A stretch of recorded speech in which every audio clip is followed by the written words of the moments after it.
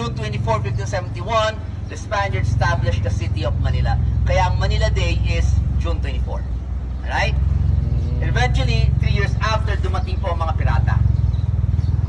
Hindi po yung piratang iniisip, hindi po si Jack Sparrow. Muros is a special tourist district. Right? Pero noon, it was a center of trade, culture, religion, and governance. Right?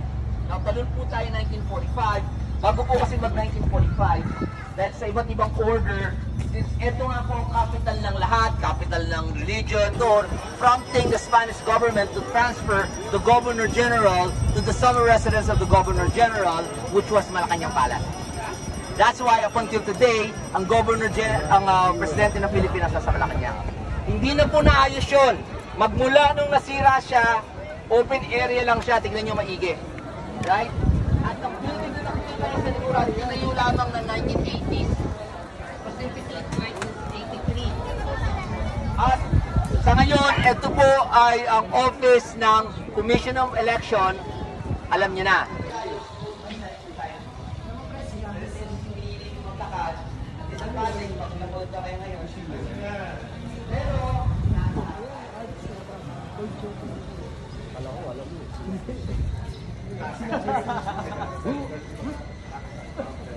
Nasa retiro na siya ngayon. Nasa retiro na siya.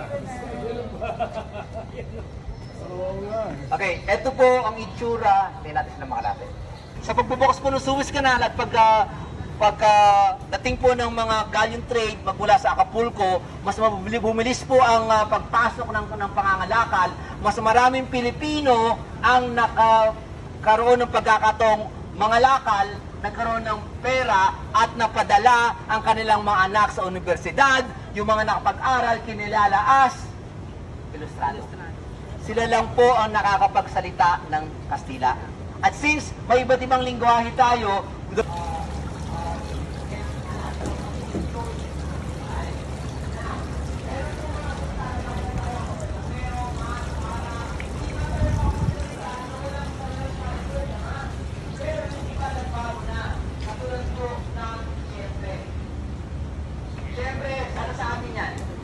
of course, tama? Sa salitang Kastila, ito po ay always. Yun. Dekoran nyo po yung Manila Bulletin. Okay. Okay?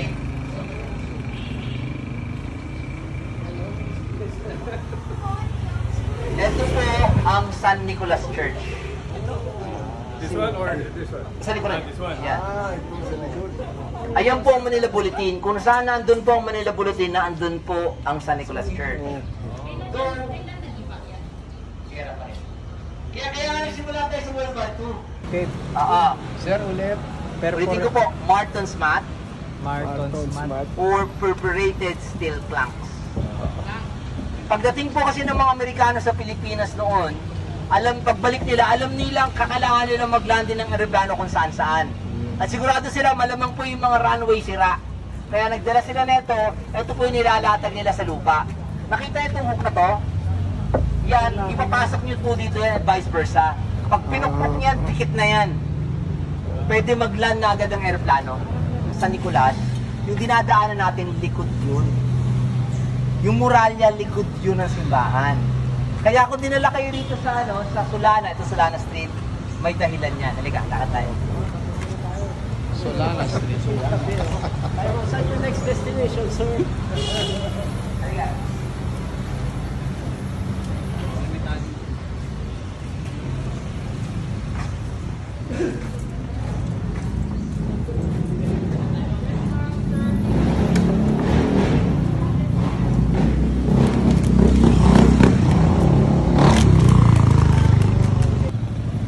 Pero same order. Same order. Okay? Ito yung simbahan po, yung nakita nyo, ito po yung Solana Street.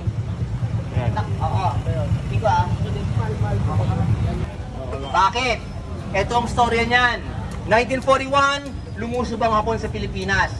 Paglusob ng Hapon, Nasira na. dineklara ng mga Amerikano ang Maynila as open city. December 26, 1941. Pero hindi po nakikinig ang Hapon. Kasi sumunod na araw, binomba pa rin ng Hapon ang Maynila. Ano ibig sabihin ng open city? Ibig sabihin po ng open city, Umalis na po mga Amerikano, papasok na lang ang Hapon. Walang magiging labanan. Pero nangyari yung December 26, 1941. Kinabukasan, December 27, 1941, binomba pa rin ang Hapon ang Maynila. In other words, they were not paying attention. Ang tinamaan, yung Santo Domingo Church na yan, at yung katabi niyang Santa Rosa College, at yung mga buildings na malapit yan, nasunog na yan, 1941 pa lamang. Okay? Yun ang dahilan. Kaya nga, 7 simbahan, isa lang natira, 6 nasira nung panahon ng gera, 5 lang ang nasira ng 1945. Kasi yung isa, 1941, sira na.